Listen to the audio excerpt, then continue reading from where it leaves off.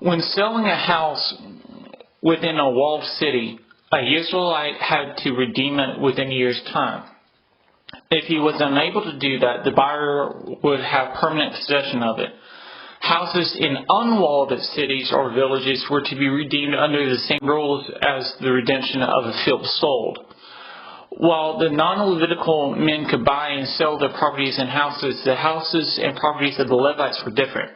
Levitical families resided in 48 walled Levitical cities, whereas the houses in other cities might become someone else's possession after the year of Jubilee. Levitical houses were always redeemable, regardless of whether the year of Jubilee had passed or not. While fields surrounding non-Levitical cities could be traded, land within 3,000 feet of Levitical city walls were never to be sold, as it was a perpetual possession for the Levites. The text of the laws concerning Levitical and non-Levitical possessions can be read in Leviticus 25 through 34.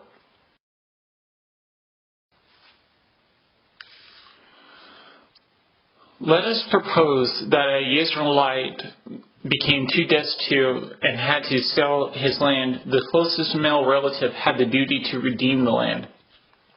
If he had somehow gained the funds through righteous means, he could redeem his land himself. This would be done by calculating the years until the year of Jubilee and giving the cost to the closest male relative. However, if the landowner could not redeem it before the year of Jubilee, the land would belong to the family redeemer until the year of Jubilee.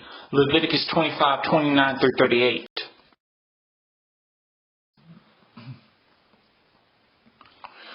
Jeremiah's cousin Hanamel came and requested him to redeem his field at Anathoth. Now this would not have been advantageous, as Anathoth had fallen to the Babylonians. This was the case for most of the kingdom of Judah, making it pointless to buy, sell, or redeem houses, fields, or vineyards. However, witnesses were called to witness the sale of the field for 109.55 in silver, and its verification, though the signing of 2 copies of the purchase contract and the sealing of the official copy purchase contract. Jeremiah then handed the purchase contract to Baruch the son of Neriah and instructed him to place the sealed and unsealed copies in a clay jar. After giving the purchase contract to Baruch son of Neriah, I prayed to Adonai, Adonai Elohim, you made heaven and earth by your great power and outstretched arm.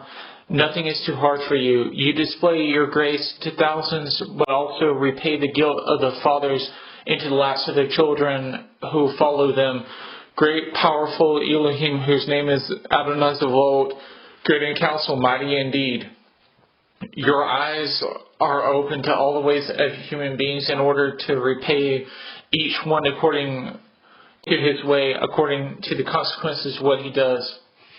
You gave signs and performed miracles in the land of Egypt, which continue to this day, also in Israel and among other people.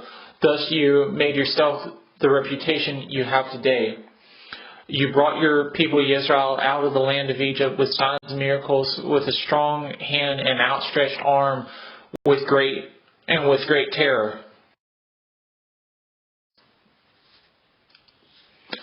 Then you gave them this land, which you have sworn to their ancestors that you would give them, a land flowing with milk and honey. They entered and took possession of it, but they did not pay attention to your voice, did not live according to your Torah, and did not a thing of all you ordered them to do. Therefore you have made this complete disaster befall them. The siege works are already there. They have come to the city to capture it, and the city, by means of sword, famine, and plague, is being handed over to the Chaldean, fighting against it. What you foretold is being fulfilled. Here you see it yourself. Yet you, Adonai Elohim, have said to me, buy the field for money and call witnesses, even as the city is being turned over to the Kasdim. Then this word of Adonai came to Jeremiah. Look, I am Adonai, Elohim of every living creature. Is there anything too hard for me? Jeremiah 32, 6 through 27. Due to human perspectives and expectations on the Christian walk contradicting the king's perspectives and expectations, Paul addresses that it does not matter if a man was circumcised or uncircumcised, or a slave or free citizen. This is to settle the debate about the value of circumcision in the church, and that the physical condition of a person has no bearing on their spiritual condition. 1 Corinthians 7:21 through 24.